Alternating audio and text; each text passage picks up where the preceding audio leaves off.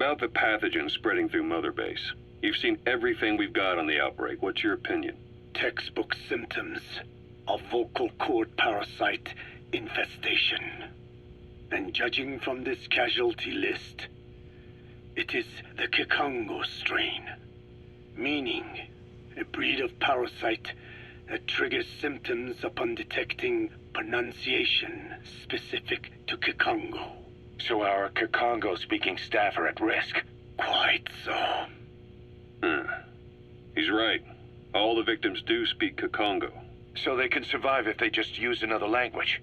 There is no guarantee. You're only dealing with the Kikongo strain. Other language strains may be present. You well know he was teaching them languages from all over the world. The Devil's House. Nzoya Badia Bulu. There is no way to know how many strains he has at his disposal. So how do we keep them from becoming symptomatic? You mentioned using microbes. Use this. A type of Wolbachia, introduced to a sample of the parasite. Wolbachia? A parasitic bacteria that colonizes the parasites, turning male to female and preventing copulation. You must cultivate more. What have you done with the infected bodies? Cremated to stop the spread of infection, but we did keep a few for study. Good. Take this sample, grind it to a pulp, and introduce it to the larvae now nesting in the dead. The Wolbachia will multiply rapidly within those larvae. They're soldiers, not some petri dish. Conventional cultivation methods will take too long. Extract the Wolbachia from those larvae and vaccinate your men. Kikongo speakers first. This is the fastest, surest way. No one is to speak a word of Kikongo until the Wolbachia are safely inside them. I will instruct your medical staff in detail on site. You have the appropriate facilities. Yes, but do not worry. I made a pact with your Bete Holone on the honor of the Dene. I speak no lies. Keep an eye on him. Will do. Follow me. I'll take you to the medical team. Now, we must wait for the Wolbachia to multiply in the larvae. How is the disease transmitted? If it's carried by insects or rodents, then... There is no intermediate host. So... The vocal cord parasites lay their eggs in the larynx of the host. Most hatch and migrate to the lungs, but some are transported to the mouth through ciliary movement, mixing in with saliva. Saliva. Droplet transmission. Sneezing, coughing. Any food or water containing infected saliva. It would spread fast.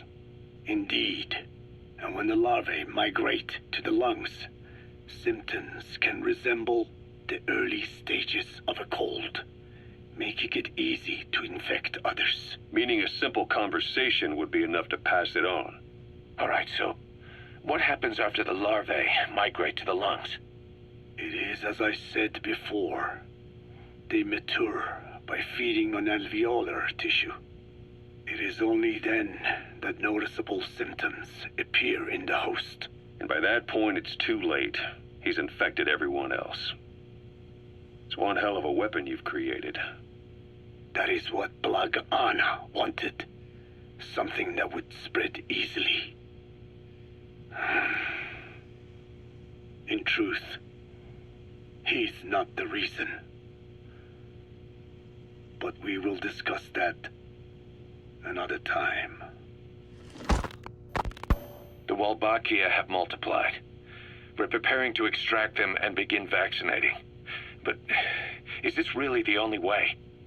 Sure, it'll prevent infection, but the cost? You would rather remove their vocal cords? No. Tactical communication's a linchpin of what we do. What if we were to ban the use of Kikongo? Insufficient.